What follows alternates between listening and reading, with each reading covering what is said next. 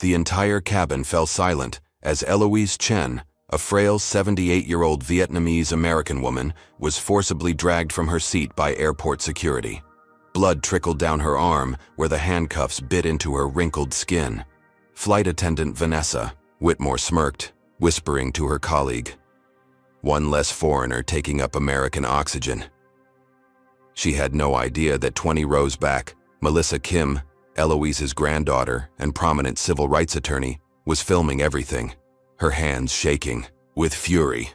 The flight was about to become the battleground that would destroy multiple careers. Would justice prevail against such blatant discrimination, or would corporate power once again silence the truth? Before we dive into this shocking story, let me know where you're watching from. If you believe in standing up for justice and fighting discrimination, hit that like button and subscribe to stay updated on more powerful true stories that expose the reality many face every day. Eloise Chen clutched her boarding pass with trembling fingers as she shuffled toward Gate B-17 at Washington Dulles International Airport. At 78, the retired linguistics professor moved slower than she once did, but her eyes still sparkled with intelligence and warmth. Today's flight to San Francisco was particularly special. Her granddaughter Melissa was receiving her law degree from Stanford, the culmination of years of dedication and sacrifice. "Excuse me," Eloise said softly, approaching the counter and carefully placing her medical documentation beside her passport. "I have heart condition. Need pre-boarding, please. Dr. Letter here." The gate agent smiled kindly. "Of course, Mrs. Chen. Your documents are all in order. We'll begin pre-boarding for passengers needing assistance in about 15 minutes. Eloise nodded gratefully and settled into a nearby seat, removing a small pill container from her purse.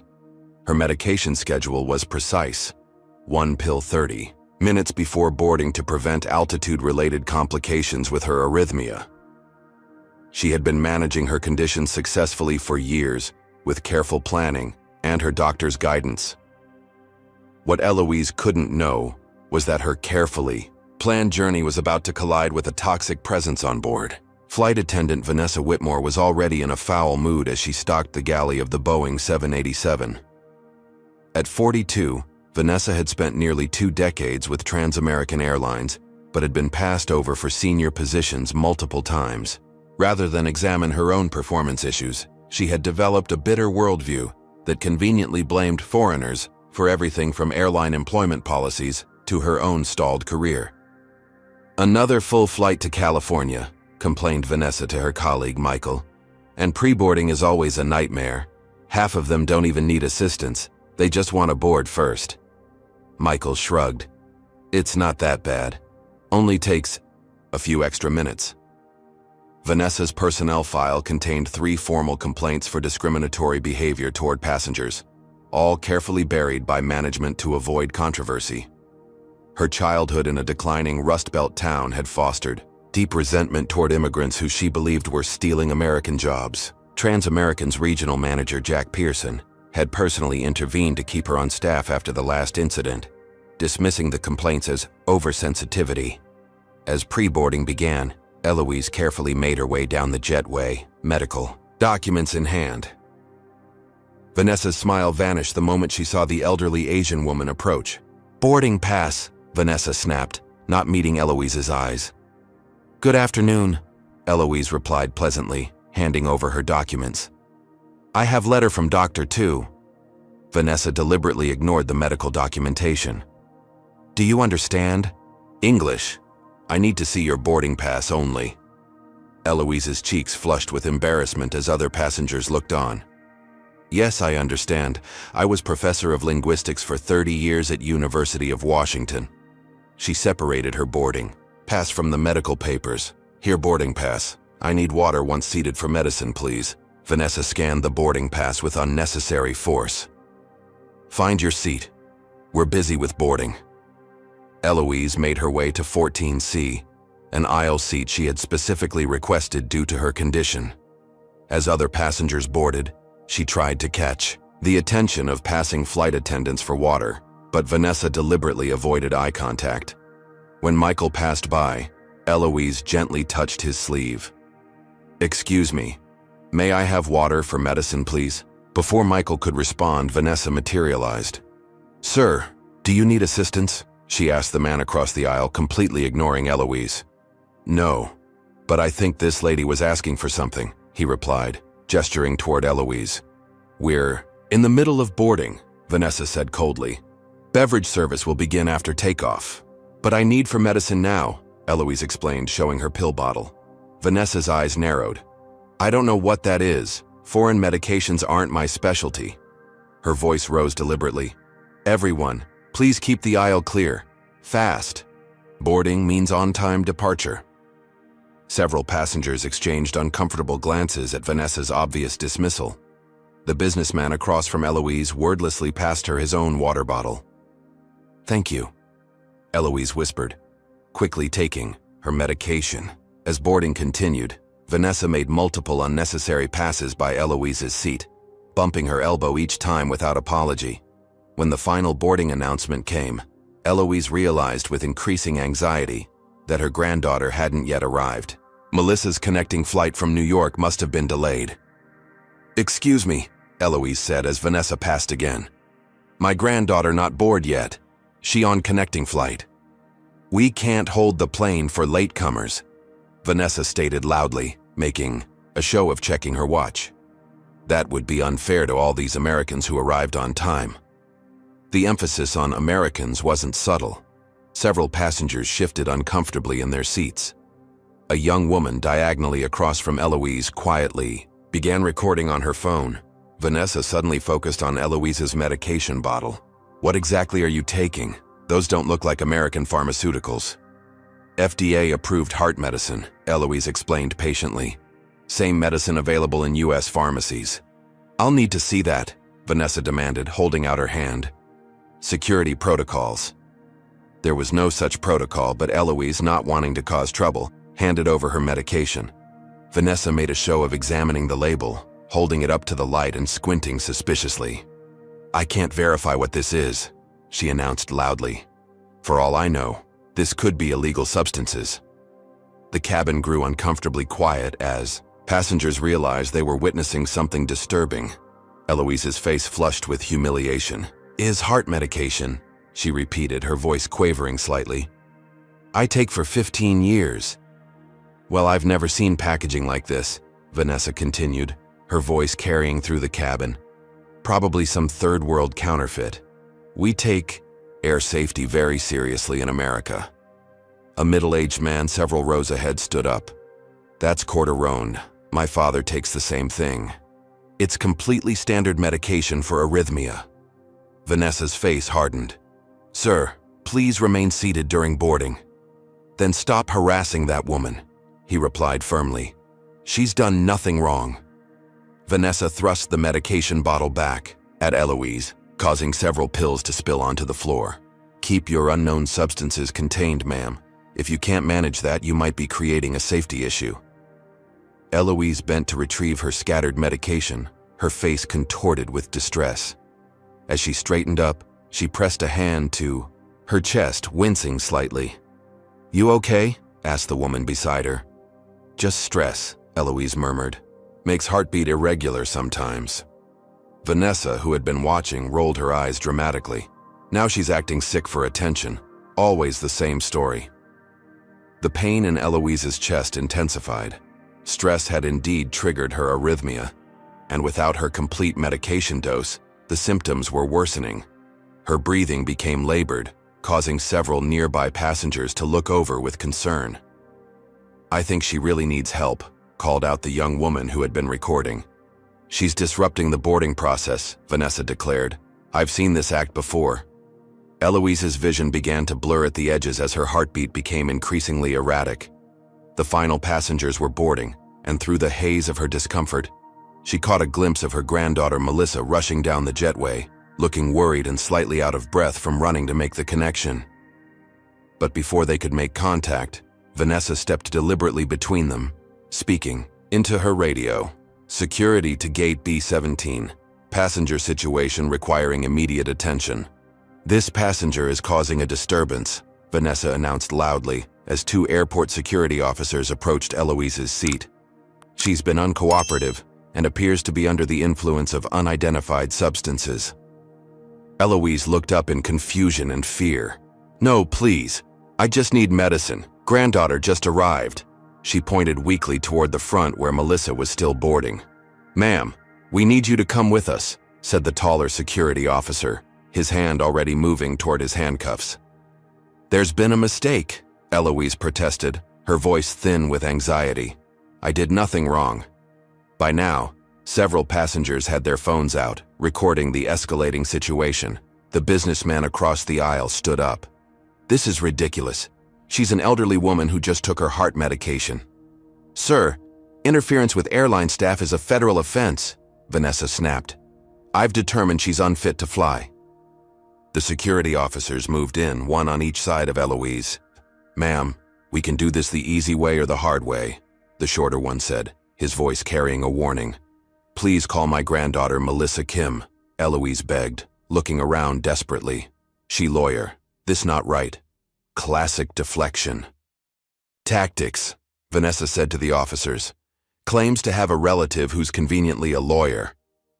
The security officers, responding to Vanessa's authoritative tone rather than assessing the situation independently, began to remove Eloise from her seat.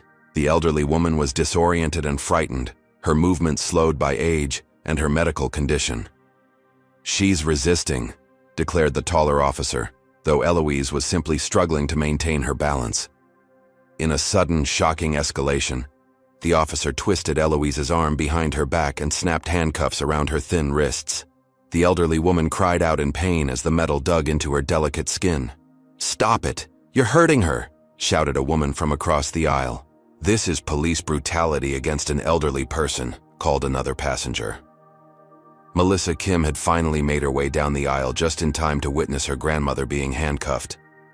"What are you doing? That's my grandmother. Take those off her immediately." Vanessa stepped in front of Melissa. "This woman is being removed for disruptive behavior and possession of unidentified substances. If you interfere, you'll be removed as well." "I'm Melissa Kim, civil rights attorney," she said, her voice shaking with barely controlled fury. "And you have exactly 5 seconds to release my grandmother before I file charges against every single person involved in this outrage." Vanessa smirked. "Another troublemaker. Officer, we'll need to remove this one too." "Don't you dare touch me," Melissa warned, already recording with her phone.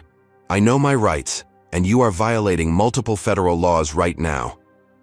Meanwhile, Eloise was being forcibly dragged toward the exit, her feet barely touching the ground. The handcuffs had broken her skin, and small droplets of blood were visible on her wrists. The sight of blood transformed the mood in the cabin instantly, with multiple passengers rising from their seats in protest. "You're going to kill her," shouted one man. "She's having a medical emergency." Indeed, Eloise's face had gone alarmingly pale, her breathing shallow and irregular. The stress and rough treatment had severely aggravated her heart condition. "She's faking it," Vanessa insisted, though a flicker of uncertainty crossed her face for the first time. As the security officers continued dragging Eloise toward the exit, her body suddenly went limp. She slumped forward, unconscious. "Grandmother!" Melissa screamed, pushing past Vanessa to reach Eloise. "She needs her medication now. She's having a cardiac event." The security officers froze, suddenly aware that the situation had escalated beyond a simple removal. Passengers were standing in the aisles, many recording, others shouting in protest. "Someone call a doctor!" "Is there a medical professional on board?" A woman pushed through the crowd. "I'm a nurse. Let me through." Vanessa, realizing she had lost control of the situation but unwilling to back down, spoke into her radio again. "Medical emergency on board. But this doesn't change the fact that she was disruptive." As the nurse reached Eloise and began checking her vital signs, Vanessa made a fatal mistake. Not realizing that dozens of phones were still recording, she turned to her colleague Michael and muttered, "One less immigrant taking up a hospital bed would be fine by me." The cabin erupted in outrage. Several passengers demanded Vanessa's name and employee number. Others were already uploading videos to social media platforms. Melissa, torn between caring for her grandmother and documenting the outrage, did both, holding Eloise's hand while keeping her phone camera trained on Vanessa. "Get a medical team here now," the nurse shouted. "She's in atrial fibrillation. We need emergency response." The captain emerged from the cockpit, surveying the chaotic scene. "What's happening here? This flight attendant racially targeted my grandmother, denied her medication, caused a medical emergency, and then had security rough-handle her until she collapsed," Melissa explained rapidly. "I have it all on video, as do at least 20 other passengers." The captain turned to Vanessa, whose smug expression had finally faltered. "Is this true?" "She was being disruptive," Vanessa insisted, but her voice lacked conviction. "I heard everything," confirmed the businessman who had first spoken up. "This attendant has been targeting this elderly lady from the moment she boarded. It was textbook. Discrimination." The captain made a quick decision. "This flight is delayed until we get medical personnel on board and resolve this situation. Everyone please remain seated." As paramedics rushed onto the plane and began tending to Eloise, Vanessa tried to slip away unnoticed toward the galley. Melissa's voice stopped her cold. "Don't you dare leave. You're going to be held accountable for what you've done. Do you think what happened to Eloise is something that occurs more often than we realize?" Comment number 1: If you believe discrimination against the elderly and minorities in travel settings is a widespread problem that goes unreported, hit like if you think Vanessa should face immediate consequences for her actions, and subscribe to see how justice unfolds in this shocking case. What do you think will happen next? Will the airline stand behind their discriminatory employee, or will Eloise and Melissa find justice in a system that too often protects the powerful? While Eloise was being rushed to Georgetown University Hospital's cardiac care unit, Melissa Kim was building her case. Standing in the terminal with tears of fury threatening to spill, she approached every passenger from the flight who would listen. "If you witnessed what happened to my grandmother and have video, please share it with me," she said, passing out her business cards.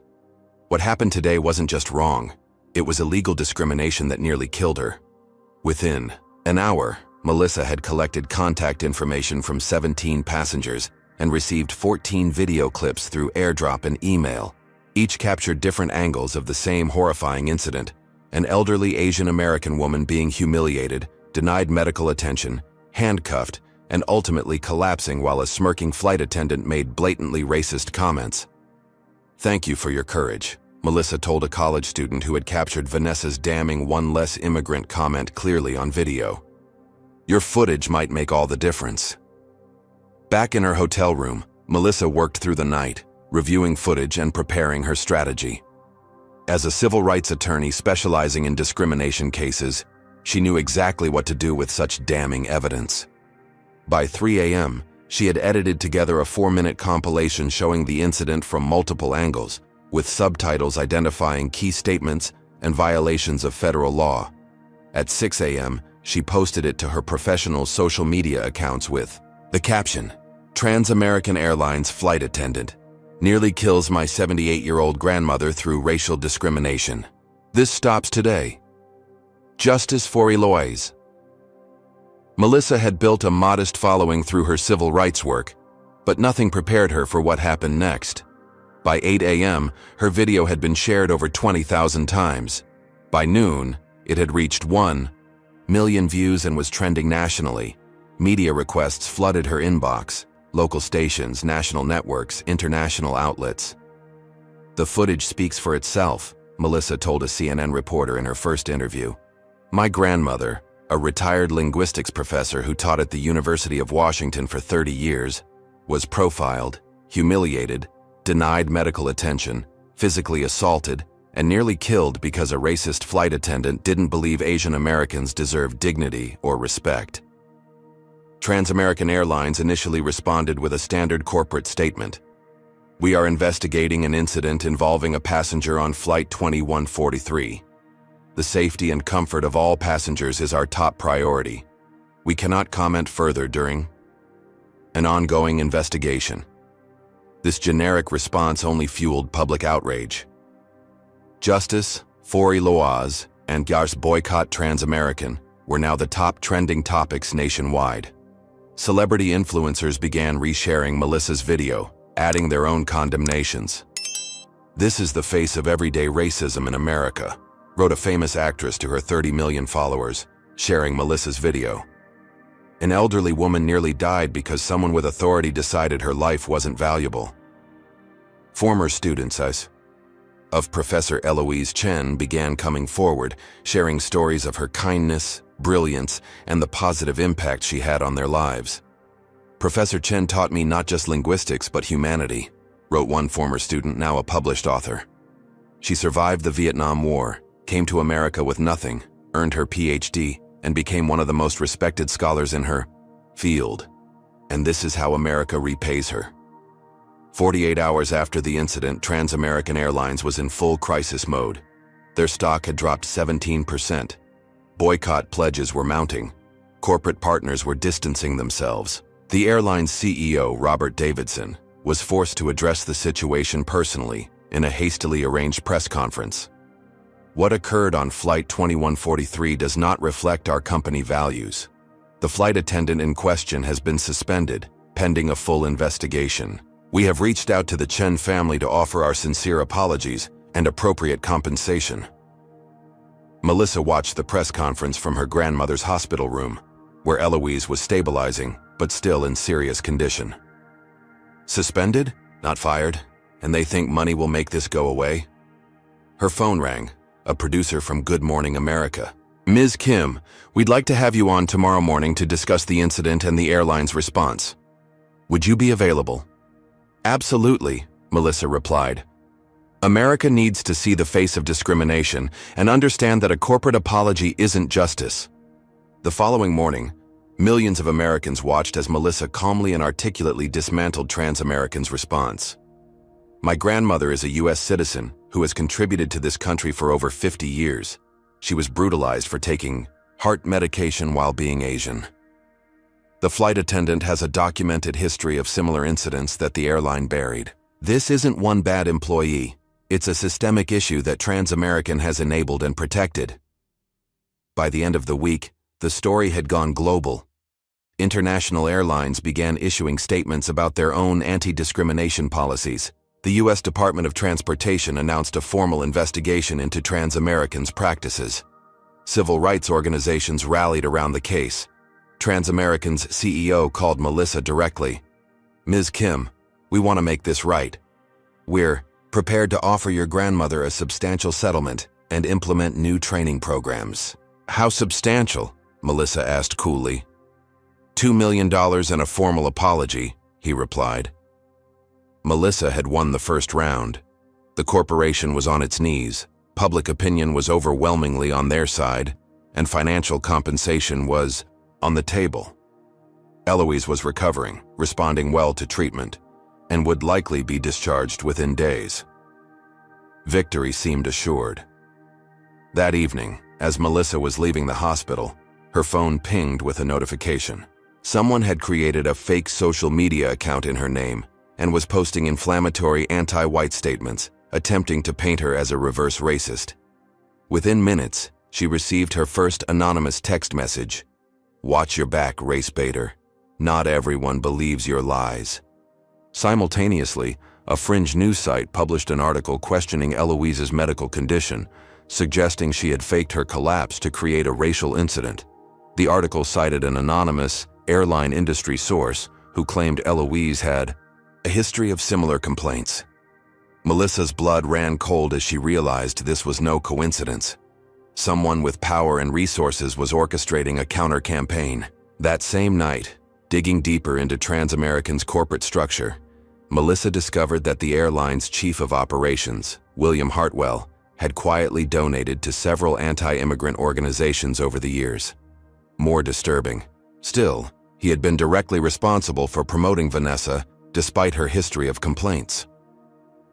The next morning, Melissa received an email from Trans-American's legal team. "Upon further review of the incident documentation, we must withdraw our settlement offer due to procedural inconsistencies in the original complaint filing. We remain open to resolving this matter through appropriate channels." The corporation was fighting back. This wasn't going to be a quick victory after all. Melissa called her grandmother's hospital room to check in, only to learn that reporters, claiming to be family members, had attempted to access her room overnight. The hospital had increased security as a precaution. "They're trying to intimidate us," Melissa realized. She immediately called the CEO back. "I was prepared to consider your offer, but now I understand that was just a delaying tactic while you gathered ammunition," she said. "So let me be clear. We don't want your money. We want justice. We want systemic change. And we're going to get it, even if I have to take down your entire company to do it." The battle lines were drawn. What had begun as a single incident of discrimination was about to expose an entire system of corporate-enabled racism that had flourished in the shadows for decades. 3 weeks after the incident, Trans-American Airlines CEO Robert Davidson stood before a forest of microphones in the company's sleek Chicago headquarters. Camera flashes illuminated his grave expression as he delivered a carefully crafted statement. "After a thorough investigation, Trans-American Airlines has terminated the employment of Vanessa Whitmore for violations of our Code of Conduct and passenger treatment protocols," Davidson announced. "We extend our deepest apologies to Professor Eloise Chen and her family for the inexcusable treatment she received aboard Flight 2143. Standing behind him were diverse members of the airline's executive team and a consultant from a prominent diversity and inclusion firm recently hired by Trans-American. The optics were perfect, a corporation taking responsibility and corrective action. "Additionally," Davidson continued, "we're implementing mandatory anti-bias training for all staff, creating a passenger advocacy office, and establishing a zero-tolerance policy for discriminatory behavior. Trans-American is committed to ensuring this never happens again." Watching the press conference from her hotel room, Melissa allowed herself a moment of satisfaction. Public pressure had forced concrete action, and Vanessa's firing was a significant victory. Her phone immediately lit up with congratulatory messages from supporters and civil rights colleagues. Later that afternoon, Melissa received a call from Trans-American's chief counsel. "Ms. Kim, in addition to the actions announced today, we'd like to offer your grandmother a settlement of $3 million as compensation for her ordeal. No NDAs, no confidentiality clauses. We simply want to make this right."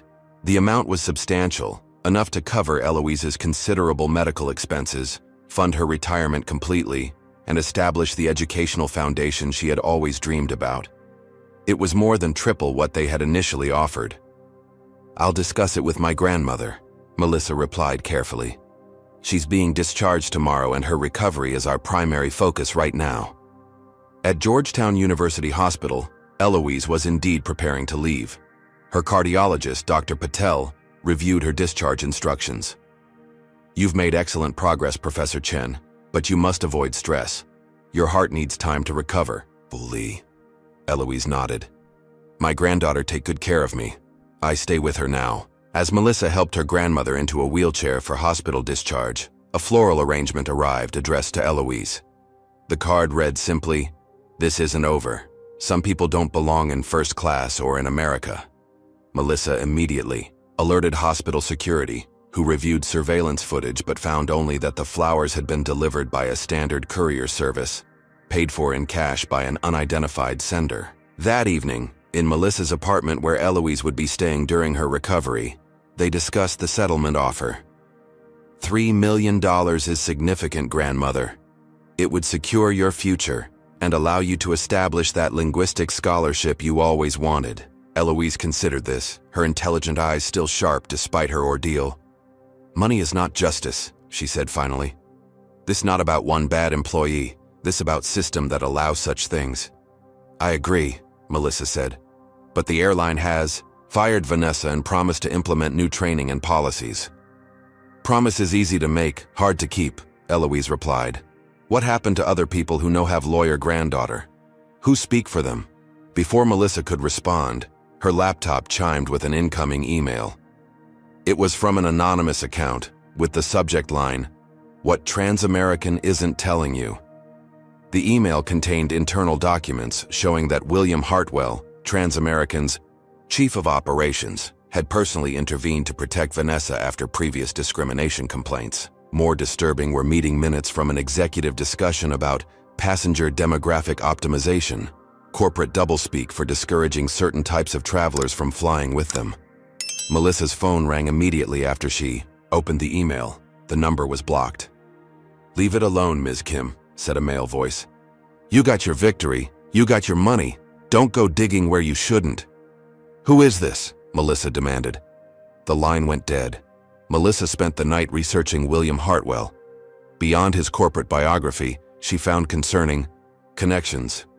He had attended fundraisers for groups classified by civil rights organizations as anti-immigrant. His personal social media, though carefully curated, revealed subtle but consistent patterns of xenophobic viewpoints. The next morning, Melissa received an official letter from Transamerican's legal department. Upon review of the settlement documentation, we have identified a procedural issue that necessitates withdrawal of our previous offer. Specifically, the statutes cited in Section 4.3 are not applicable in this jurisdiction under current precedent. We remain open to negotiations, but must start fresh with correct legal foundations. The letter was a transparent attempt to delay and discourage them. The settlement wasn't being withdrawn because of legitimate legal issues. It was being withdrawn because someone had discovered Melissa was still investigating. Simultaneously, a story appeared on several right-wing news sites featuring a supposed former colleague of Eloise Chen claiming she had been fired from the University of Washington for erratic behavior. A complete fabrication, as Eloise had retired with honors and maintained professor emeritus status. "They're trying to discredit us," Melissa told her grandmother, who received the news with remarkable composure. "This familiar to me," Eloise said quietly. "In Vietnam, before we leave, powerful people also try to silence truth. But truth always find way out." Melissa made a quick decision. "I'm rejecting their settlement offer anyway. Something much bigger is happening here, and money would just buy their silence." She drafted a public statement. "Transamerican's firing of one employee is a start, not an end. We've uncovered evidence suggesting systematic discrimination embedded in the airline's corporate culture. We reject their settlement offer and will pursue full accountability through all available legal channels." After posting this statement, Melissa called Claire Washington, a partner at her prestigious law firm Peterson in Washington. "Claire, I need the firm's resources on this. Transamerican isn't just fighting us. They're waging a full corporate counteroffensive." There was a long pause on the line. "Melissa, I need to speak with you in person. Can you come to the office this afternoon?" The hesitation in Claire's voice raised immediate alarms.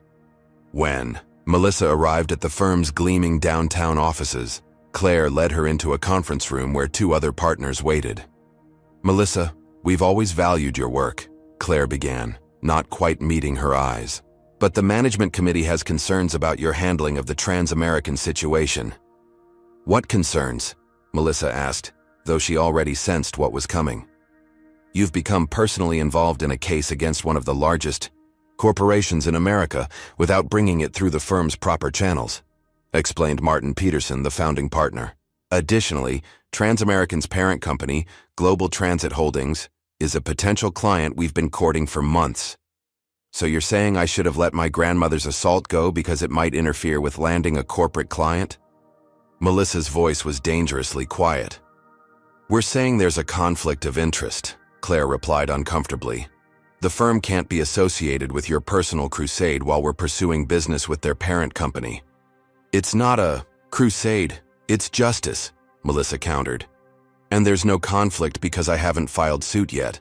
I've been acting in my personal capacity." "Nevertheless," Martin continued, "the management committee feels it would be best if you took a leave of absence until this situation resolves. You're suspending me for defending my grandmother against racial discrimination? That's rich coming from a firm that advertises its commitment to social justice."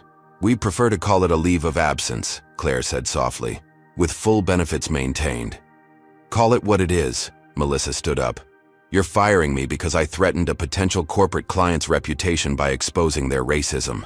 Later that evening, as Melissa broke the news to Eloise, her grandmother took her hand. "I'm sorry I caused you lose job." "You didn't cause anything," Melissa replied fiercely.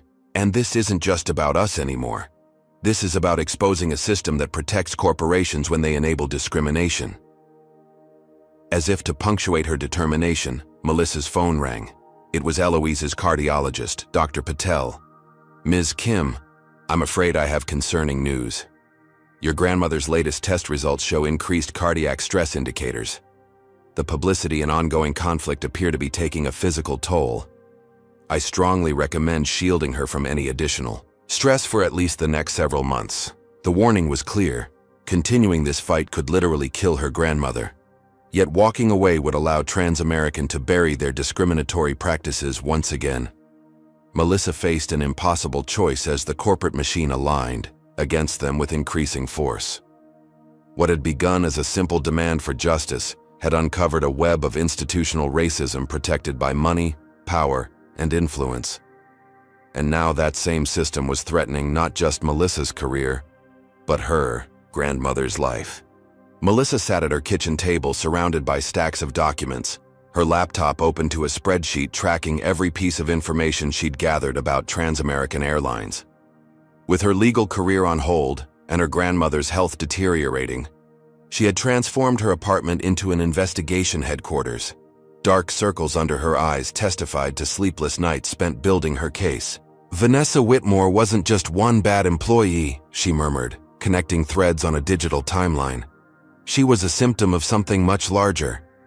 Through public records requests and contacts from her legal career, Melissa had obtained Vanessa's employment file, or rather the sanitized version Transamerican was willing to release. Even this censored document revealed troubling patterns.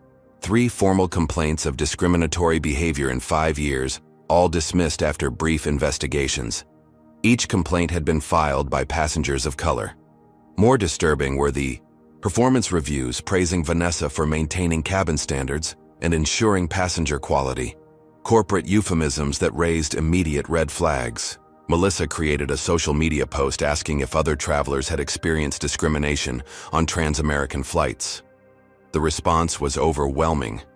Within days, she had collected over 200 accounts from passengers of color describing similar treatment, being moved from first class under questionable pretexts, subjected to extra security screening, having medical needs dismissed, or being removed from flights for minor issues that white passengers routinely got away with. "This is systematic," Melissa told her former law school classmate Julian, who had offered pro bono assistance after hearing about her termination. "Transamerican has created a culture that rewards discriminatory behavior. But proving it will be nearly impossible," Julian cautioned. "Corporate discrimination cases like this rarely succeed without insider testimony. They've buried the evidence too deep." Melissa refused to accept defeat. There must be former employees who can verify this pattern.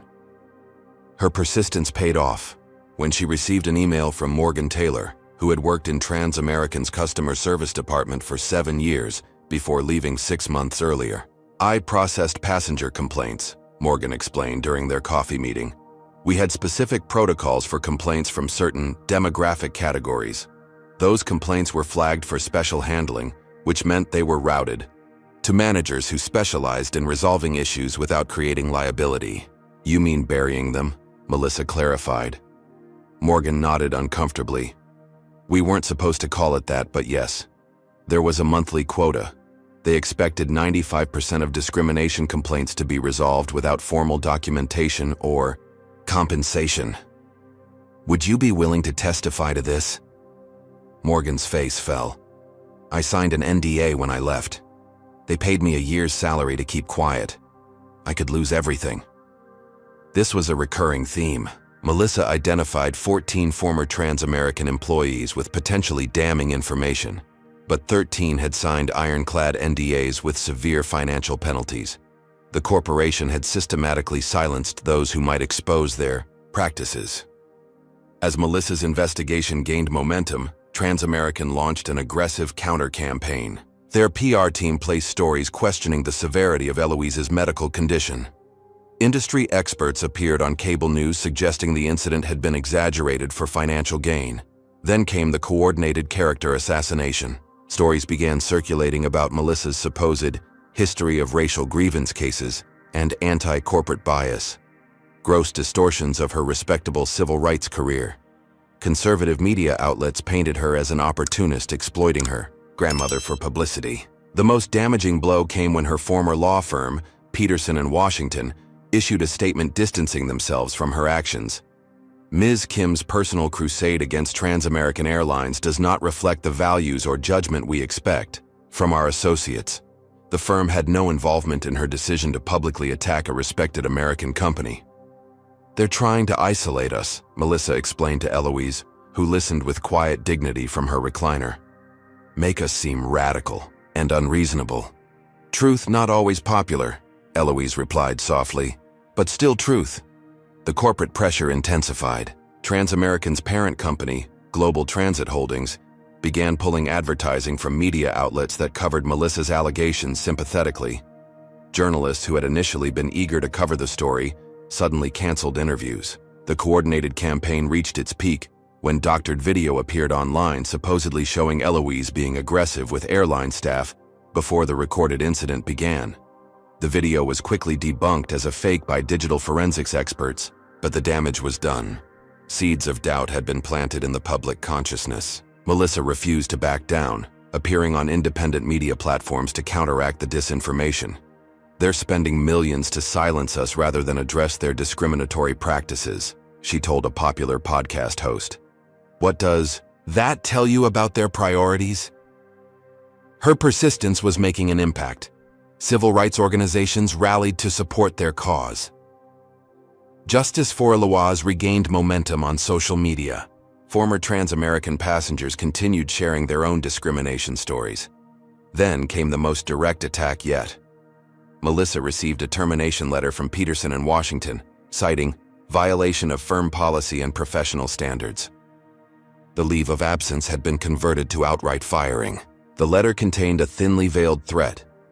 The firm reminds you of your continuing obligations under your employment agreement, including non-disparagement clauses and prohibitions against using firm resources or contacts in personal legal matters. That same day, Eloise's cardiologist called with alarming news. Her latest tests show significant regression. The stress is literally killing her, Ms. Kim. I must insist you shield her from this ongoing situation. Melissa faced an impossible choice. Continue fighting for justice and potentially lose her grandmother, or surrender to corporate power. After a sleepless night, she made her decision. Grandmother, she said gently the next morning, I'm going. To settle the case, your health is more important than anything else. Eloise studied her granddaughter's face. You not settle. You find another way. What do you mean? Americans say, where there's a will, there's a way. I survived war in Vietnam, boat journey to America, build new life from nothing. We not give up now. Tears filled Melissa's eyes. But your health. Justice is best medicine, Eloise said, firmly. But you need help. You cannot fight alone. Eloise was right. Going against a corporate giant solo was a losing battle. Melissa needed allies, people who understood the system and knew how to fight it. That afternoon, she received a message request on her professional social media account from an unfamiliar name, Sarah Jenkins. The message was cryptic. Not all of us at Transamerican support what happened. Some of us have been documenting the pattern for years. Meeting in person only. Meridian Park, East Entrance tomorrow, 2 p.m. Could this be the break they needed? Or another corporate trap? Have you ever witnessed discrimination but felt powerless to speak up? Comment number 1. If you believe whistleblowers who expose corporate wrongdoing deserve better protection, hit like if you think companies should be held accountable when they try to silence victims through intimidation and character assassination. Subscribe to find out if Melissa will find the allies she desperately needs, or if this mysterious message is just another corporate trap. Will Sarah Jenkins be the key to exposing Transamerican's discriminatory practices? Or is Melissa walking into danger? And just how far will this airline go to protect its reputation and silence those who speak? Truth to power? Melissa arrived at Meridian Park 30 minutes early, positioning herself on a bench with clear sightlines to all approaches. Her years as a civil rights attorney had taught her the value of caution when meeting potential whistleblowers. She'd left her phone at home to avoid tracking and told only Julian her whereabouts as a safety precaution. At exactly 2 p.m., a woman in her mid-30s with short brown hair and alert eyes approached. "The roses are lovely this time of year," she said, the verification phrase they had agreed upon through follow-up messages. "Especially the yellow ones," Melissa responded with the countersign. The woman nodded, visibly relaxing. "I'm Sarah. We should walk while we talk. Less chance of being overheard." As they strolled through the park's winding paths, Sarah revealed her story. "I've been a flight attendant with Trans-American for 11 years. For the past 3, I've been documenting discriminatory incidents. It's not just a few bad employees, it's policy, though they're careful never to put it in writing." "You've been gathering evidence?" Melissa asked, hardly daring to hope. "Me and others. We call ourselves the Fair Skies Coalition. There are 23 of us across the company. Flight attendants, gate agents, baggage handlers, even 2 pilots. We've all witnessed systematic discrimination and started comparing notes." Sarah explained how the unofficial policy worked. It's always couched in euphemisms, passenger quality management or cabin culture maintenance. But the message is clear. Certain passengers are less desirable, and staff who help manage these demographics get preferential treatment. "How do they incentivize this?" Melissa asked. "Better routes, schedule flexibility, faster promotion." Vanessa was their poster child. She received 3 exceptional service bonuses after incidents where passengers of color were removed from flights. This was exactly what Melissa needed. Insider confirmation of systematic discrimination. "Would you and your colleagues be willing to testify?" Sarah's expression grew serious. "That's why I contacted you. We've been waiting for the right case, the right attorney, someone who couldn't be bought off or intimidated. When we saw how you stood up for your grandmother despite losing your job, we knew you were that person." That evening, Melissa met with 5 members of the Fair Skies Coalition in a private room at a community center. Each shared similar accounts of Trans-Americans' discriminatory practices. "We have documentation," said Miguel, a baggage supervisor. "Screenshots of internal communications, recordings of staff meetings, passenger complaint statistics sorted by race that never made it to official reports. This could break the case wide open," Julian said after reviewing some of their evidence. Together, they formulated a strategy. The coalition would continue gathering evidence while maintaining their cover within the company. Melissa would prepare a class action lawsuit representing both affected passengers and whistleblowing employees. For the first time since her grandmother's assault, Melissa felt genuine hope. With insider testimony and documentation, they could expose Trans-Americans' discriminatory system and force meaningful change. Word of the coalition spread carefully among trusted civil rights networks. Additional affected passengers came forward, including several with compelling documentation of their experiences. Attorneys from the National Civil Rights Legal Defense Fund offered pro bono support, providing Melissa with resources her former firm had denied her. Even without Peterson and Washington's backing, Melissa was building a formidable case. Her small apartment transformed into a command center, walls covered with timeline charts and evidence maps. Julian helped her secure encrypted communication channels for coalition members, ensuring their identities remained protected. "We need to move quickly but carefully," Melissa advised the group during a secure video conference. "Once we file the class action, Trans-American will know they have leaks. Everyone's digital and physical security must be airtight." Late one night, as Melissa finalized documentation for the initial filing, she heard a noise at her front door. Before she could react, the door crashed open. 2 masked figures rushed in, heading straight for her workspace. Melissa grabbed her pepper spray, but one intruder tackled her while the other snatched her laptop and the external hard drives containing coalition evidence. "Call the police and you're dead," the larger intruder growled before they vanished into the night. Shaking, with adrenaline and fear, Melissa surveyed the damage. They had taken her primary computer and backup drives, containing statements from coalition members and affected passengers. Her desk had been ransacked, physical documents stolen.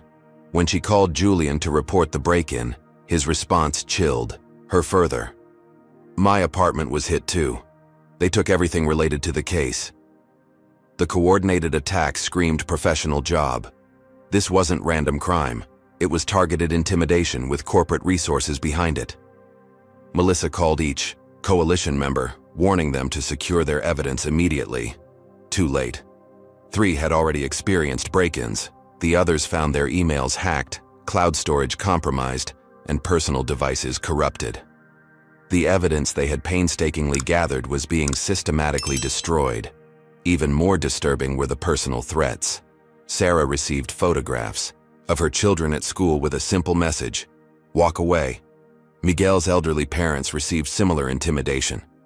Each threat contained personal details that weren't publicly available, the kind only accessible through expensive private intelligence services. When Melissa reported the break-in to local police, their response was perfunctory at best. "Probably just ordinary thieves after electronics," the officer suggested, despite Melissa's explanation that only case-related materials were taken. The investigation was assigned to an overworked detective who warned her not to expect quick results. The coalition members, terrified for their family's safety, began to withdraw. "I can't risk my children," Sarah explained tearfully. "They know where my kids go to school. They know my parents' address in another state. This is bigger than we thought." Melissa couldn't blame them. The opposition had resources and reach far beyond what they had anticipated. Transamerican wasn't just an airline. It was part of Global Transit Holdings, a multinational corporation with connections throughout government, law enforcement, and intelligence communities. With her evidence stolen and witnesses intimidated into silence, Melissa faced her darkest moment. Then she received a text from an unknown number. Laptop and drives weren't only copies. Everything backed up on secure servers. "Meet tomorrow. Same park, 11 a.m. The message came from Raj Patel, a cybersecurity specialist and member of a civil rights technology collective. "Sarah contacted us before approaching you," he explained during their meeting. "We've been mirroring all coalition communications and evidence on secured, encrypted servers located outside U.S. jurisdiction." "So we still have the evidence?" Melissa asked, hope returning. "Most of it, and we've implemented counter-surveillance measures for coalition members. But the threats are real. These people have resources and aren't afraid to use them."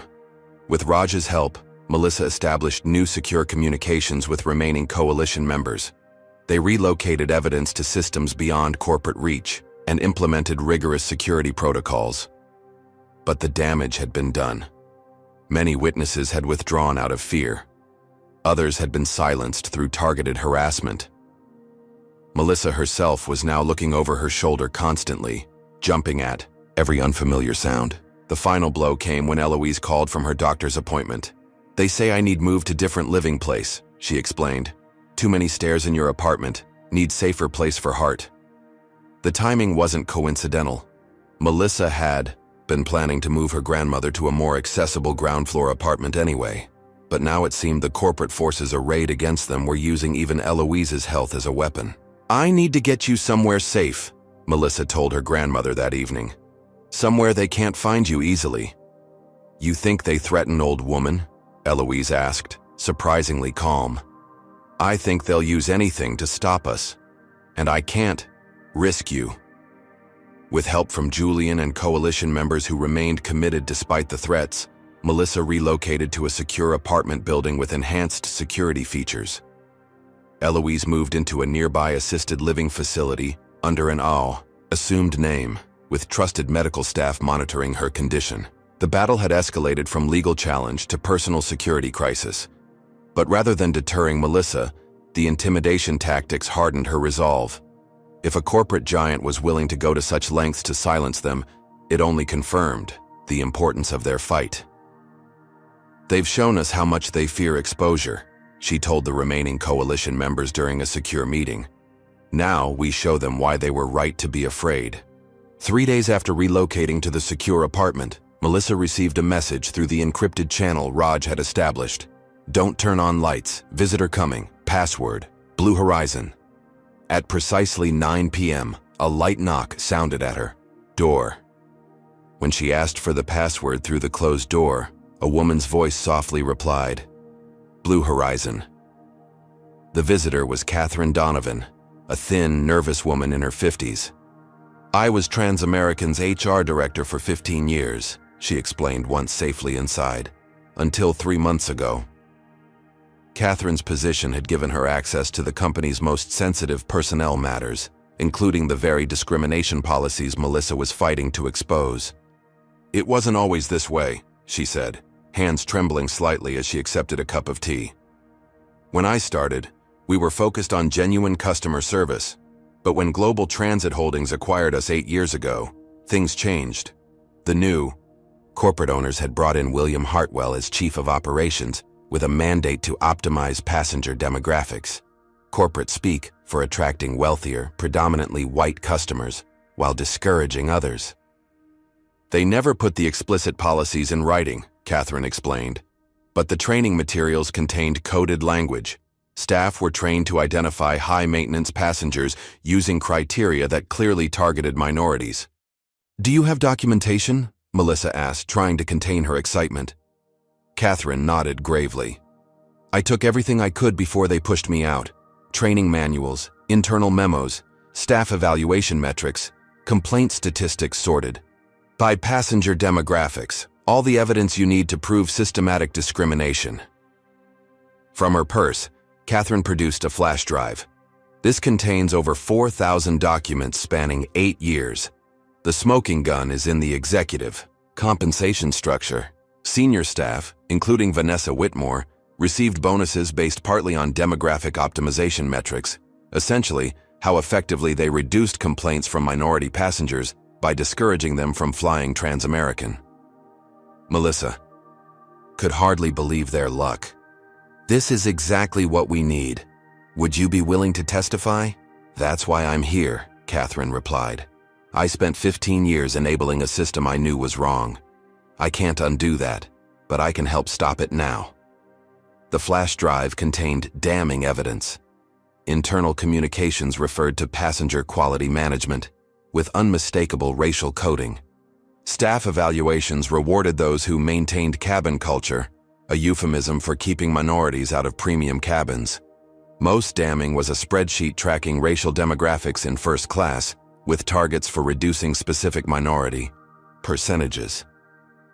"This directly links Vanessa's behavior to corporate policy," Julian confirmed after reviewing the documents. "She wasn't a rogue employee. She was executing exactly what she was incentivized to do." The documents also revealed William Hartwell's direct involvement. As chief of operations, he had personally designed the incentive structure and intervened to protect employees like Vanessa when complaints arose. Email chains showed him congratulating staff who successfully removed minority passengers from flights on dubious grounds. Most shocking was an email from Hartwell to the CEO following the incident with Eloise. Unfortunate optics, but Whitmore was following established protocols. Temporary suspension recommended for appearance sake. Full reinstatement with bonus, once media attention subsides. With Catherine's evidence and testimony, the class action lawsuit took shape. Melissa prepared to file within days, coordinating with civil rights organizations for maximum impact. For the first time since the break-in, victory seemed possible again. The morning they planned to file, Melissa's secure phone rang. Julian, his voice tight with shock. "Turn on the news. Now." Every major network was carrying the same headline. Former Transamerican HR director found dead in apparent suicide. Catherine Donovan's body had been discovered in her apartment, with what police described as a self-inflicted gunshot wound. "This wasn't suicide," Melissa said immediately. "We met with her yesterday." She was determined to testify. "The police report mentions a note," Julian replied grimly, claiming stress and guilt over fabricating evidence against her former employer. "That's absurd. The evidence is authentic. We verified it independently." "It gets worse. They're claiming the flash drive contained planted evidence, sophisticated forgeries created to damage the company.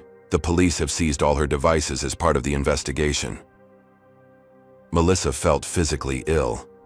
A woman had likely been murdered to protect corporate interests, and now her final act of courage was being twisted into a weapon against their cause. When they tried to file the lawsuit that afternoon, they hit another roadblock. The judge assigned to receive the filing, Clayton Richardson, questioned the admissibility of evidence obtained from Catherine. "Your Honor, these documents were legally provided by a corporate insider with direct knowledge of the practices described," Melissa argued. "Ms. Kim, I'm concerned about the chain of custody. These documents came from a deceased individual under circumstances that law enforcement is actively investigating as potentially fraudulent." Judge Richardson's expression remained impassive. "Furthermore, I understand these materials were obtained without formal discovery protocols." It wasn't coincidence that Richardson had been assigned their case. Research revealed he had received campaign donations from Global Transit Holdings PAC during his election. The system was aligned against them at every level. The legal challenges mounted. Trans-American's attorneys filed motions to dismiss, claiming the evidence was inadmissible and potentially fraudulent. They demanded sanctions against Melissa for pursuing a vendetta based on fabricated documents. Media coverage shifted dramatically. Major outlets that had initially supported Eloise's cause now featured experts questioning the authenticity of Catherine's evidence. Cable news hosts speculated about Melissa's disturbing obsession with attacking a major American corporation. "They're controlling the narrative," Julian observed bleakly. "Catherine's death gave them the perfect opportunity to discredit everything." Even their remaining coalition members began to waver. "If they killed Catherine, none of us are safe," one flight attendant wrote before going dark. Eloise's health deteriorated further under the stress. Her cardiologist warned that another major cardiac event was increasingly likely if conditions didn't improve. "She needs peace and stability," he emphasized. "This ongoing battle is literally shortening her life." Melissa felt the walls closing in. Their evidence was being discredited, their legal avenues blocked, and their witnesses silenced through fear or worse. The corporation had seemingly infinite resources to crush them, while Melissa was operating on limited savings and borrowed. Just when surrender seemed inevitable, a package arrived at Julian's office through an anonymous courier. Inside was a voice recorder with a note. "Catherine knew they might come for her. She left this with me for safekeeping. Press play in private."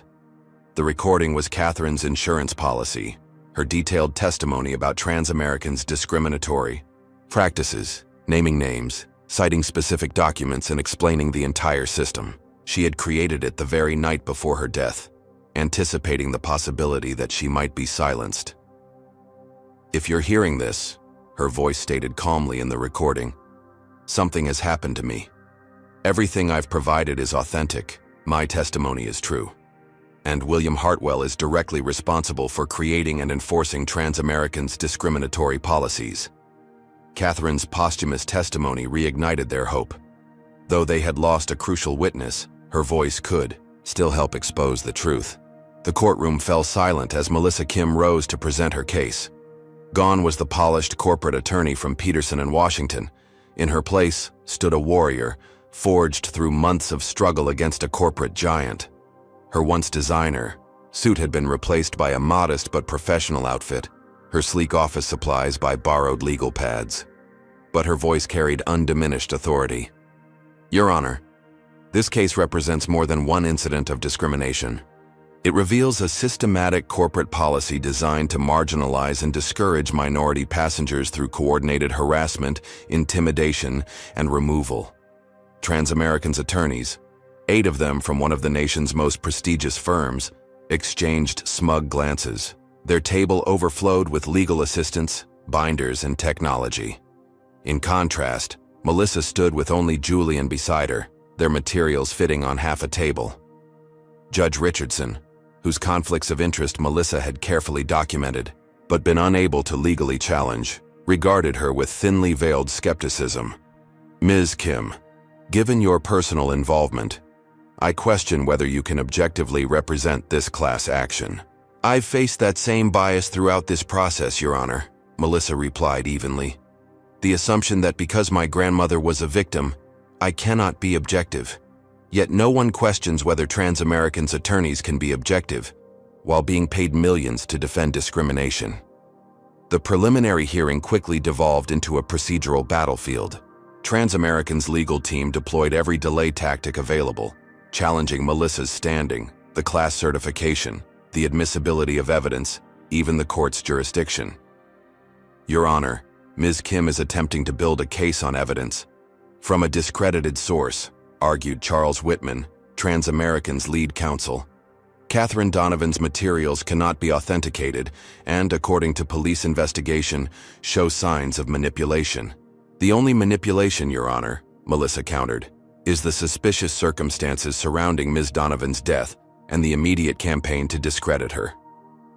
As the hearing concluded its first day, Judge Richardson's rulings had overwhelmingly favored Transamerican. Catherine's documents were deemed questionable and subject to further authentication. The class certification was under review. Even Eloise's medical records were challenged as potentially exaggerated for effect.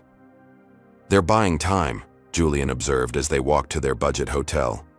"Draining our resources while waiting for witnesses to disappear or evidence to be compromised.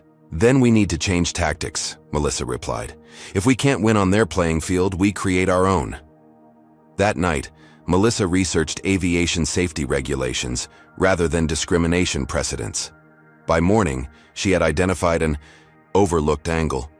Transamerican's actions violated not just civil rights laws, but Federal Aviation Administration safety protocols regarding passenger medical needs. When court reconvened, Melissa pivoted her argument. "Your Honor, beyond the discrimination claims, Transamerican violated clear FAA regulations requiring reasonable accommodation for passengers with documented medical conditions. These violations fall under the jurisdiction of federal aviation safety laws, which preempt standard corporate liability protections." The strategy blindsided Transamerican's legal team. Aviation safety regulations carried different standards of evidence and stricter compliance requirements. More importantly, they fell under different judicial review standards. "Furthermore," Melissa continued, pressing her advantage, "I move to introduce evidence that Judge Richardson has received significant campaign contributions from Global Transit Holdings' Political Action Committee, creating a clear conflict of interest in this case." The courtroom erupted. Judge Richardson banged his gavel furiously. Ms. Kim approached the bench immediately. In chambers, Richardson's face was mottled with anger. "You're walking a dangerous line toward contempt, Counselor." "I'm walking a line toward justice, Your Honor. The public record clearly shows your financial connections to the defendant's parent company. I am formally requesting your recusal based on Canon 3 of the Code of Judicial Conduct." For a moment, it seemed Richardson would refuse, but the legal trap was elegantly laid. Denying the recusal motion would create automatic grounds for appeal and potential judicial ethics complaints. With visible reluctance, he announced his recusal when court resumed. The case was reassigned to Judge Amara Washington, a former civil rights attorney with a reputation for meticulous adherence to procedural fairness. In her first ruling, she granted Melissa's motion to protect Catherine's evidence pending independent authentication. "The court acknowledges the unusual circumstances surrounding this evidence," Judge Washington stated.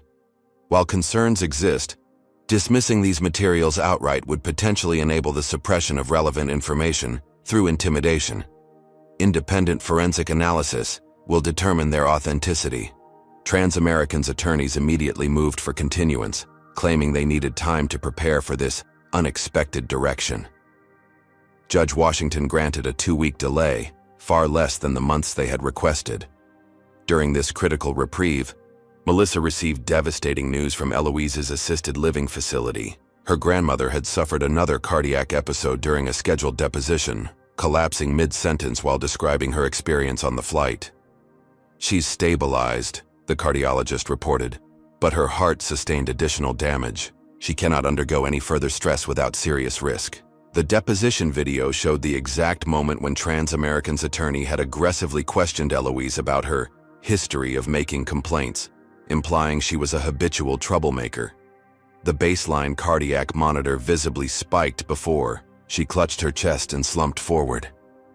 "They're trying to kill her through legal means now," Melissa told Julian, her voice breaking for the first time in months. "They know every deposition, every hearing wears her down." Julian studied the deposition video carefully. "This might actually help us.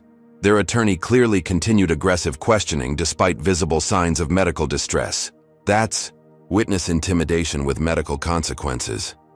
Judge Washington agreed. She issued a sharp rebuke to Transamerican's legal team and granted Melissa's emergency motion to allow Eloise's previous statements as evidence without requiring her further testimony.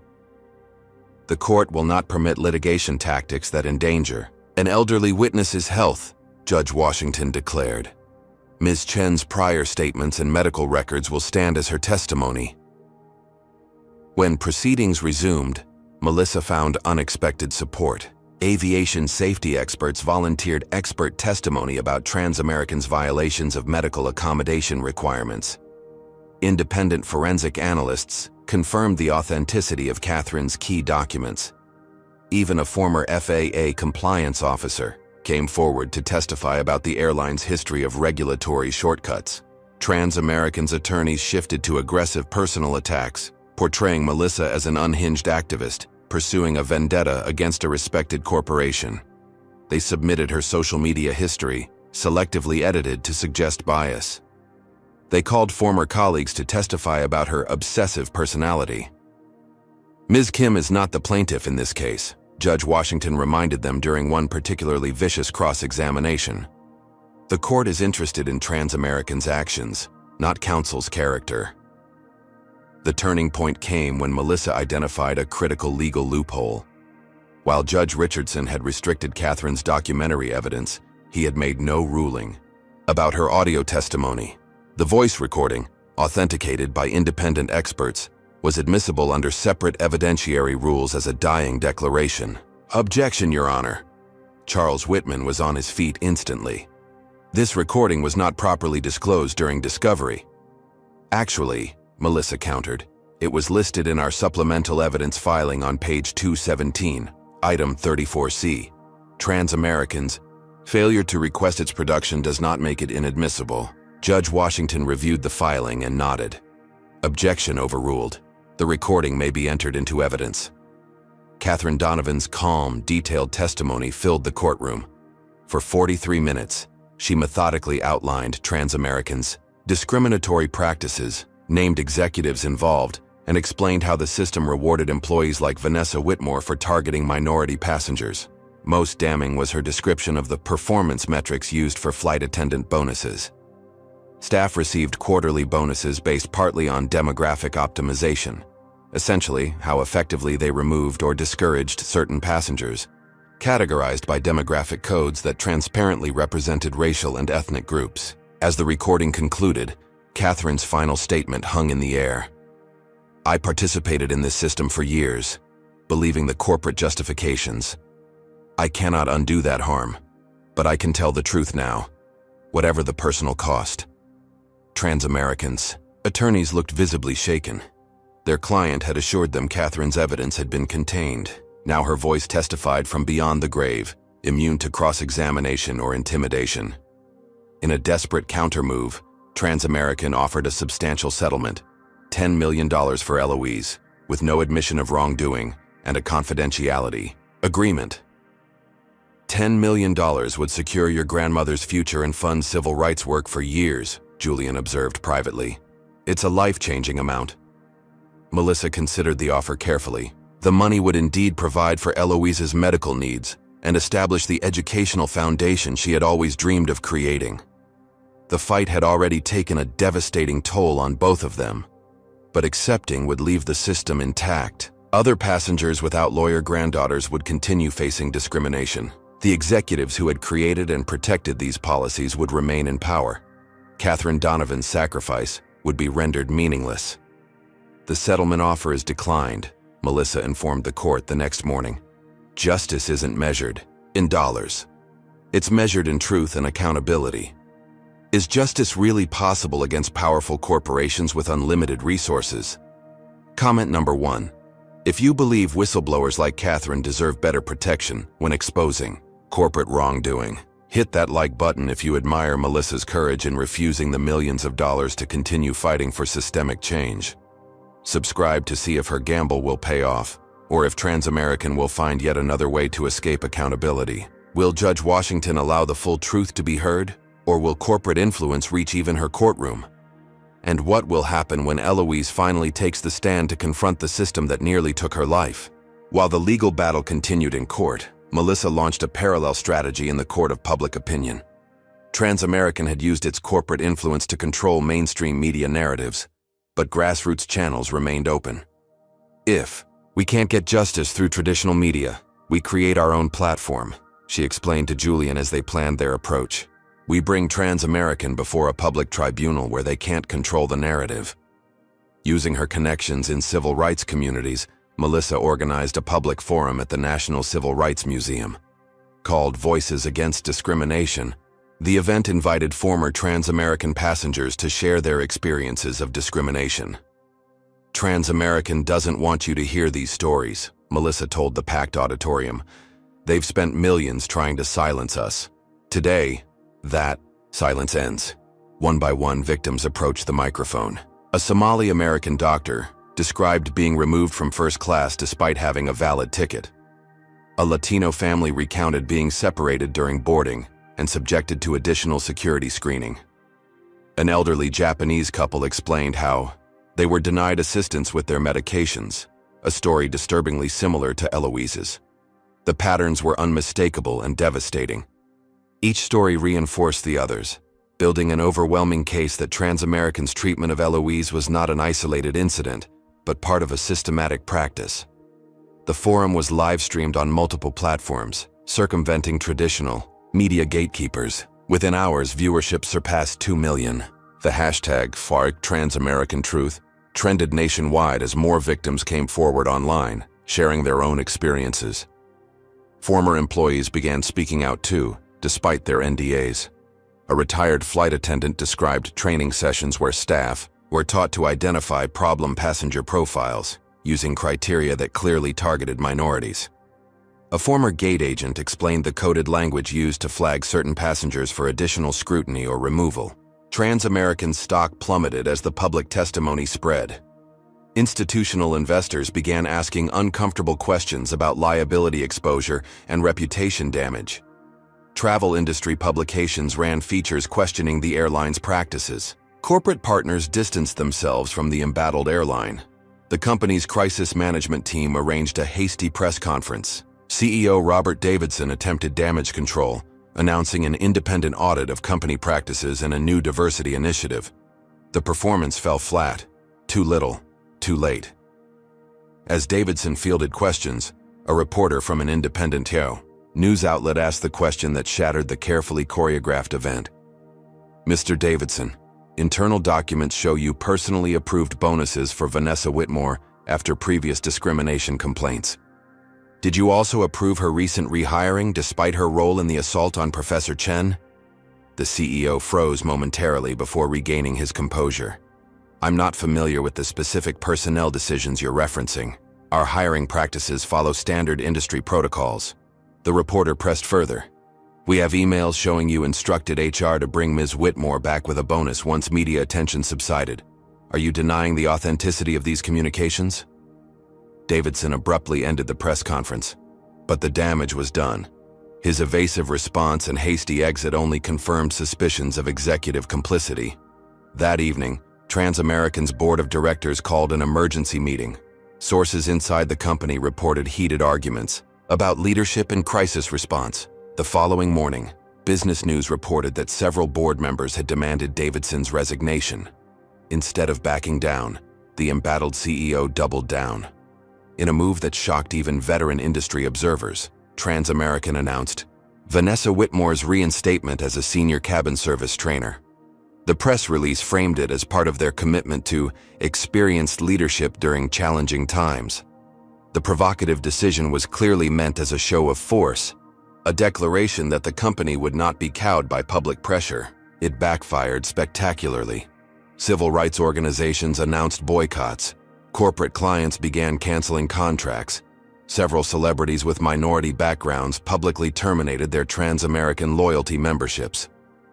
Melissa's public tribunal strategy was working, but it also made her an even bigger target. Returning home one evening, she found her apartment door ajar. Inside, every surface had been spray painted with racial slurs and threats. Race traitor was written across her living room wall in red paint. Family photos had been smashed and defaced.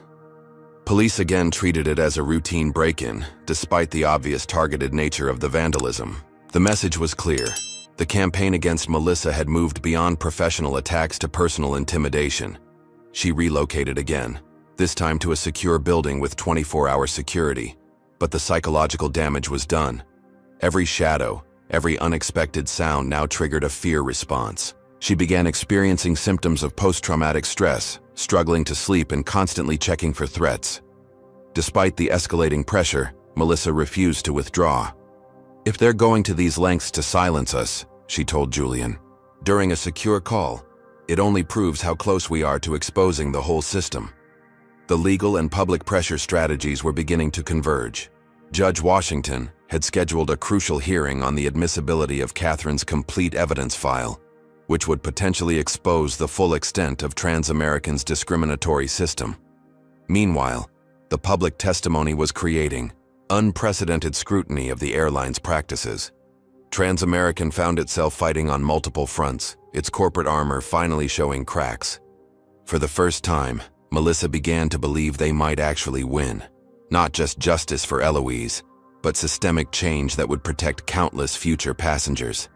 What she couldn't know was that the most dangerous phase of the battle still lay ahead, as corporate desperation would drive Trans-American to its most extreme measures yet. The secure messaging app on Melissa's phone buzzed at 2:17 a.m. The contact was listed only as Horizon, one of the encrypted channels Raj had established for communication with potential whistleblowers. "Need to meet. Critical information. Tomorrow, 9 p.m. Café Noir. Back room." Melissa recognized the serious security risk of an in-person meeting, but couldn't ignore a potential new source. She took every precaution, arriving early, positioning herself with clear sightlines to all exits and having Julian stationed outside as backup. At precisely 9 p.m., a woman in her late 50s with silver hair and a flight attendant's perfect posture entered the cafe. She scanned the room with practiced efficiency before approaching Melissa's table. "My name is Diana Collins," she said, without preamble. 32 years as a Trans-American flight attendant, the last 12 as senior cabin crew instructor. Melissa remained cautious. "Why are you here, Ms. Collins?" "Because what happened to your grandmother was the final straw." Diana's voice carried the weight of long-suppressed anger. "I've trained hundreds of flight attendants. I've watched our culture transform from genuine service to systematic discrimination. I can't be complicit anymore." Diana had risen through Trans-American's ranks when the airline still prided itself on inclusive service. The shift began subtly after the Global Transit Holdings acquisition, with new training modules on passenger profiling and cabin culture maintenance. At first, they used security justifications, Diana explained. But it quickly became clear. This was about demographics, not safety. When I questioned the new protocols, I was sidelined, kept in my position but excluded from policy meetings. Her seniority and perfect performance record had protected her from outright termination, making her a particularly dangerous potential witness. As a trainer, she had access to the complete evolution of Trans-American service protocols over decades. "I have recordings," Diana continued, lowering her voice. "Training sessions where executives explicitly instruct crew to discourage certain passenger profiles from premium cabins. William Hartwell himself conducting a session on passenger quality management where he clearly outlines racial preferences. This was potentially their strongest evidence yet. Direct, unambiguous documentation of discriminatory training from the highest levels of management.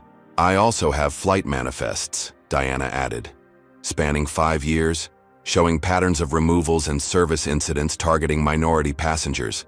The statistical evidence is overwhelming. "Why come forward now?" Melissa asked. "Why risk your 30-year career?" Diana's professional composure briefly cracked. "Because I helped create Vanessa Whitmore. I trained her. I saw her biases and did nothing, believing they wouldn't affect her performance. When passengers complained, I dismissed it as adjustment to the role. I bear responsibility for what happened to your grandmother." That night, Melissa and Julian reviewed Diana's evidence.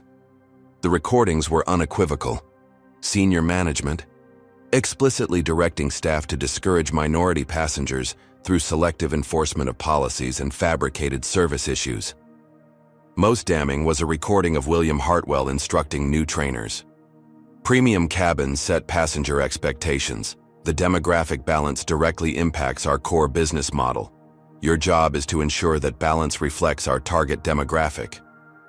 The statistical analysis of flight manifests showed minority passengers were removed from flights at 17 times the rate of white passengers. First-class cabins showed systematic reduction in minority representation over 5 years, coinciding with new executive bonus structures. This could break the case wide open, Julian said, reviewing the material. Diana's testimony connects every dot, from corporate policy to implementation to Vanessa's specific actions. The next morning, Diana received her first threat. A photograph of her college-age granddaughter on her university campus with crosshairs superimposed over her face. The message was simple: loyalty or consequences. Similar threats targeted her son's business and her husband's medical practice. Each contained private information that should have been inaccessible, demonstrating Transamerican's extensive intelligence resources. Simultaneously, Diana was called to a private meeting with Transamerican's chief counsel, who offered her an early retirement package worth $3 million. For your decades of service, he explained smoothly. No strings attached, except standard confidentiality about internal practices. The timing made the true purpose transparent, a bribe to silence her before she could testify. Diana recorded the meeting, adding another piece of evidence to their growing case. They're trying to buy me with one hand while threatening my family with the other, Diana told Melissa. That tells me they're truly frightened of what I know. As Diana wavered under the pressure, Melissa connected her with the security team that had been protecting coalition members. They established safeguards for Diana's family, creating secure communication protocols and physical protection where possible. I can't guarantee perfect safety, Melissa acknowledged. But retreating won't protect your family either. Once they know you considered testifying, you'll always be a liability to them. Diana's decision came after watching Eloise's video deposition. Seeing the dignified elderly woman describe her humiliation and fear, then collapse mid-testimony from the stress. I won't let them silence me, Diana decided. I've looked the other way for too long already. With Diana's testimony secured for the upcoming hearing, Melissa finally had an unimpeachable witness with direct knowledge of Transamerican's discriminatory system. Unlike Catherine, whose evidence had been partially undermined by her death, Diana was a living witness with an impeccable professional record. The night before Diana was scheduled to testify, she drove home from a final preparation session with Melissa's legal team. On a quiet stretch of highway, her car suddenly accelerated uncontrollably. The brakes failed to respond. Fighting for control, Diana managed to steer onto an exit ramp before the car crashed through a guardrail. Emergency responders found her unconscious but alive. The crash investigation revealed signs of tampering with both the vehicle's acceleration system and brake lines, sophisticated sabotage requiring professional expertise. While Diana survived, her injuries would prevent her from testifying in person. Once again, Transamerican's tactics had escalated to potentially lethal measures to silence a witness, but they had miscalculated. Diana's near-death experience removed any remaining hesitation. From her hospital bed, she recorded her complete testimony for the court, more determined than ever to expose the system she had unwittingly helped create. They were willing to kill me to protect their secret, she told Melissa from her hospital room. That only confirms how important it is that we expose them. With Diana's recorded testimony and physical evidence secured, Melissa prepared for the courtroom showdown that would determine whether justice would finally prevail against corporate power. The federal courthouse steps teemed with media as Melissa arrived for the final phase of the trial. National networks had finally caught up to the story's significance, broadcasting live updates throughout the day. Civil rights supporters gathered, with signs demanding justice for Eloise and end corporate discrimination. Inside courtroom 4A, Judge Washington surveyed the packed gallery with calm authority. "These proceedings will remain orderly," she announced. "This court will focus strictly on facts and applicable law." Transamerican had spared no expense for their defense. Their table was crowded with attorneys from 3 prestigious firms, led by legendary corporate defender Charles Whitman. Their strategy had shifted from procedural delays to aggressive character assassination, painting Melissa as an unhinged activist with a personal vendetta. Melissa rose for her opening statement, appearing remarkably composed despite months of pressure and intimidation. "Your Honor, this case began with one incident. My grandmother being forcibly removed from an airplane for taking heart medication while being Asian American. But evidence has revealed this was not an isolated event, but rather the inevitable result of systematic discrimination embedded in corporate policy." Over the next 3 days, Melissa methodically presented her case. Former passengers testified about similar discriminatory treatment. Aviation experts confirmed violations of federal regulations requiring accommodation for passengers with medical needs. Independent analysts authenticated Catherine's documents and Diana's recordings, establishing their admissibility. Transamerican's defense relied heavily on technical objections and attempts to undermine witness credibility. When these failed, they pivoted to denying executive knowledge, portraying Vanessa Whitmore as a rogue employee acting against company policy. This strategy collapsed when Melissa played Diana Collins' recordings of William Hartwell explicitly directing discriminatory practices. The courtroom fell silent as his voice filled the room. "The demographic appearance of our premium cabins directly impacts brand perception and high-value customer retention. Your performance metrics will reflect your success in maintaining appropriate cabin demographics." Transamerican's attorneys objected vehemently, claiming the recording had been edited or taken out of context. Judge Washington allowed their technical expert to examine the audio file, but forensic analysis confirmed its authenticity and completeness. The most powerful testimony came from Eloise herself.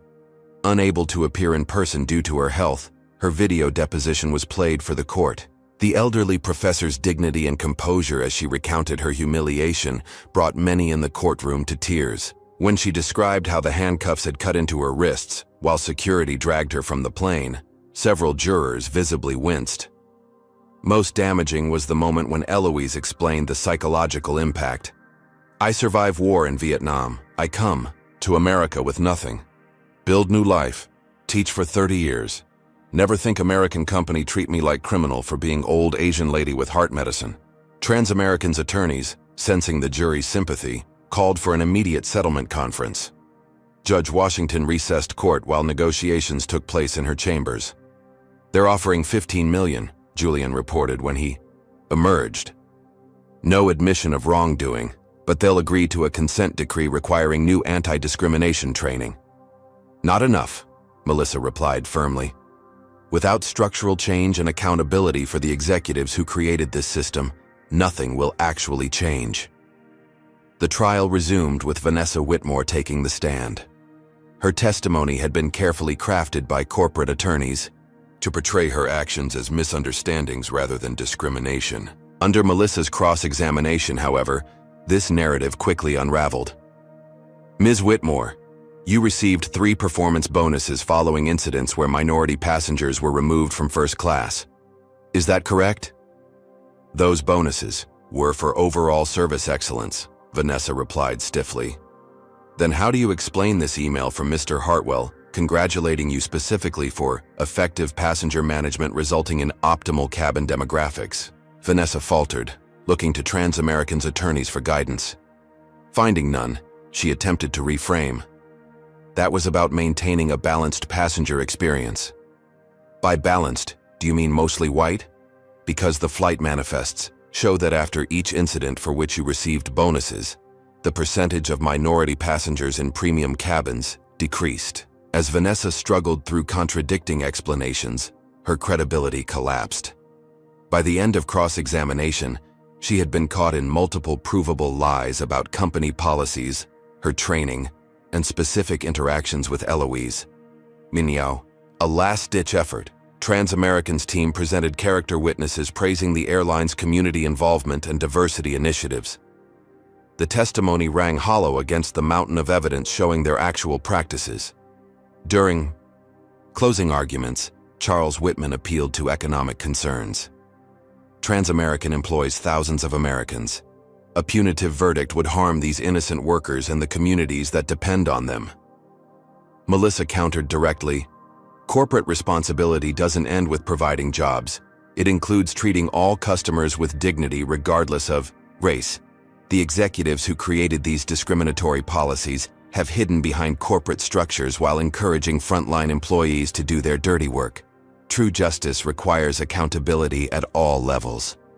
As the jury began deliberations, Transamerican made one final settlement attempt, $20 million with a non-disclosure agreement. Judge Washington informed Melissa of the offer in chambers. "You should consider this carefully, Ms. Kim," Judge Washington advised.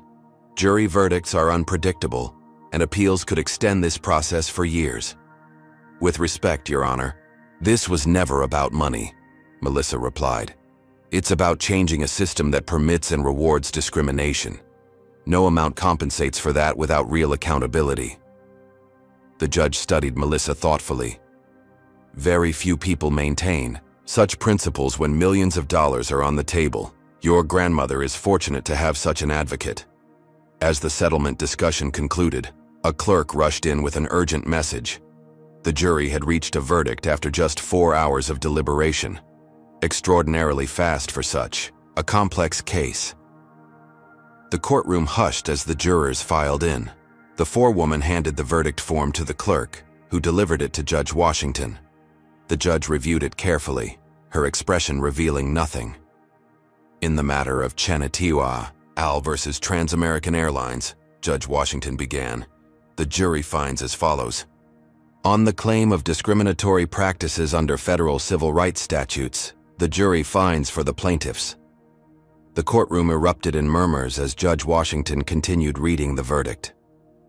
On the claim of violation of federal aviation administration regulations regarding medical accommodation, the jury finds for the plaintiffs.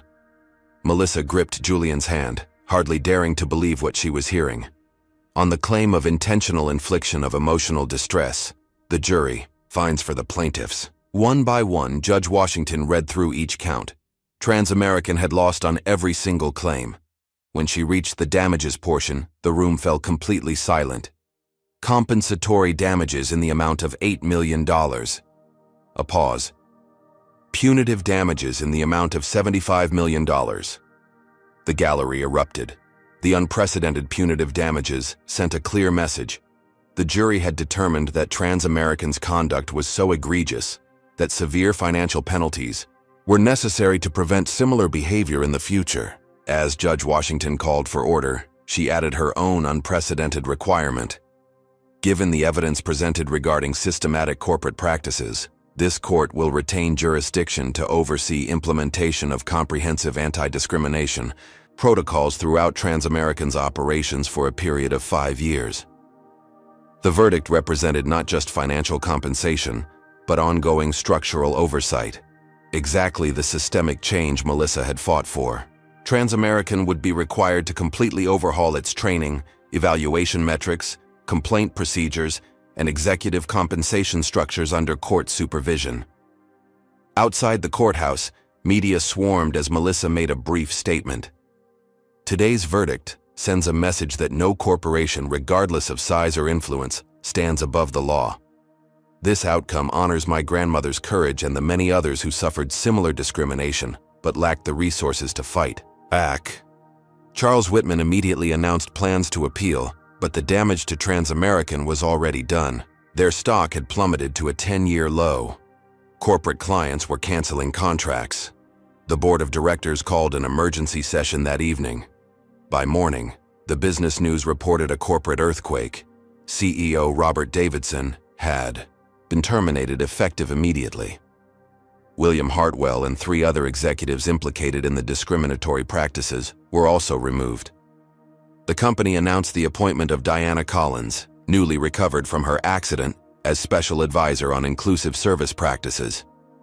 In a hastily arranged press conference, Transamerican's newly appointed CEO, James Washington, notably the first African American to lead the airline, stood beside Diana Collins. What happened to Professor Chen and others was inexcusable. Trans-American failed its customers and betrayed its own values. Today marks the beginning of fundamental change.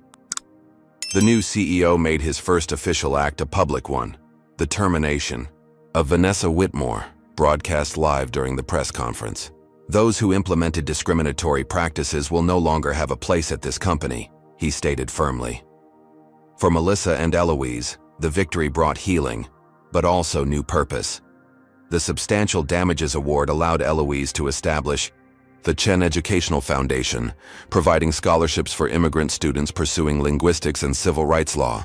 Her first announcement was a special scholarship named for Catherine Donovan, honoring the whistleblower whose courage had helped expose the truth. Justice extended beyond Trans-American. The U.S. Department of Transportation launched investigations into similar practices at other airlines. Congress held hearings on corporate discrimination, with Melissa providing expert testimony. New federal regulations were proposed to strengthen protections for passengers with medical needs. Most significantly, evidence from the trial prompted federal prosecutors to open a criminal investigation into potential obstruction of justice and witness tampering. William Hartwell and several trans-American executives faced indictments for their roles in suppressing evidence and intimidating witnesses. For Melissa, the case transformed her career. Though her former law firm attempted to rehire her with apologies and partnership offers, she declined. Instead, she established the Chen Justice Initiative, a nonprofit law firm specializing in transportation discrimination cases. Former coalition members joined her team, creating a powerful advocacy organization that quickly gained national recognition. 6 months after the verdict, Eloise's health had stabilized enough for her to attend a special event, Melissa's receipt of the National Civil Liberties Award for her groundbreaking case. As she helped her grandmother onto the stage, Melissa reflected on their journey from terror and humiliation to systemic change. "My grandmother taught me that justice isn't just about winning a case," Melissa told the audience. "It's about transforming systems that enable injustice. One person standing firm can reveal truth that corporations spend millions trying to hide." Eloise, now using a cane but standing straight with dignity, addressed the audience briefly. "In Vietnam we have saying, when the powerful do wrong, only truth brings healing. America's still a place where truth can win, but only when brave people fight for it." The audience rose in a standing ovation as grandmother and granddaughter embraced. Their personal trauma transformed into a victory that would protect countless future passengers from similar discrimination. 1 year to the day after Eloise was dragged from Flight 2143, she boarded another trans-American plane, this time as an honored guest. The airline, under its new leadership and transformed corporate culture, had invited her to participate in their revamped crew training program, sharing her experience to ensure such incidents would never happen again. As she settled into her first-class seat, a flight attendant approached with a glass of water. "Professor Chen, it's an honor to have you aboard. If you need anything at all for your medication or comfort, please don't hesitate to ask." Eloise smiled, taking her heart medication without fear. The system had been changed. Justice, in its fullest sense, had finally been served. Meanwhile, in a federal detention center awaiting trial on obstruction charges, William Hartwell watched the news coverage of Trans-American's transformation. The company he had shaped through discrimination and intimidation was now becoming a model for inclusive practices in the industry, concrete proof that corporate culture could change when brave individuals refused to be silenced. In courthouses across America, new cases cited Chen versus Trans-American as precedent, extending its impact beyond one airline to challenge discriminatory practices throughout the transportation industry. What had begun with one elderly woman's humiliation had blossomed into a movement for accountability and equal treatment that would benefit millions of travelers for generations to come. That was the true justice. Not just compensation or punishment, but lasting change that honored the courage of those who had risked everything to expose the truth. The story of Eloise Chen and her granddaughter Melissa reveals powerful truths about justice and accountability in modern America. First, it demonstrates that systemic discrimination often hides behind corporate policies and euphemisms, making it difficult but not impossible to expose. Second, It shows that real change requires more than individual consequences. It demands structural transformation and ongoing oversight. Perhaps most importantly, this story illustrates the tremendous power imbalance between corporations and individuals. Without Melissa's legal expertise and persistence, Eloise's experience would have remained just another buried complaint. For every case that reaches public attention, countless others go unaddressed because victims lack the resources to fight back against corporate machinery. The journey also highlights the critical role of whistleblowers like Catherine and Diana, whose courage in speaking truth to power made justice possible despite serious personal risk. Their willingness to sacrifice for principle reminds us that systems only change when insiders refuse to remain complicit. Melissa's refusal to accept financial settlements without structural change teaches us that true justice cannot be bought. While compensation matters, lasting impact comes from transforming the systems that enable discrimination in the first place. Finally, this story reveals that accountability is possible even against powerful interests when evidence, courage, and strategic advocacy align. The combination of legal action, public pressure, and insider testimony created momentum that even unlimited corporate resources couldn't ultimately stop. What discrimination have you witnessed or experienced while traveling? And did you feel empowered to speak up? Comment below with your story. Your voice matters in this ongoing conversation. If you believe corporations should be held accountable for discriminatory practices, hit that like button to help spread awareness. Subscribe to our channel for more powerful stories about ordinary people fighting extraordinary battles against injustice. And if you know someone who needs to hear this message of persistence and hope, please share this video with them. Thank you for joining us for this journey from injustice to accountability. Remember, as Eloise taught us, standing firm for truth can transform not just individual cases but entire systems, creating a more just world for everyone.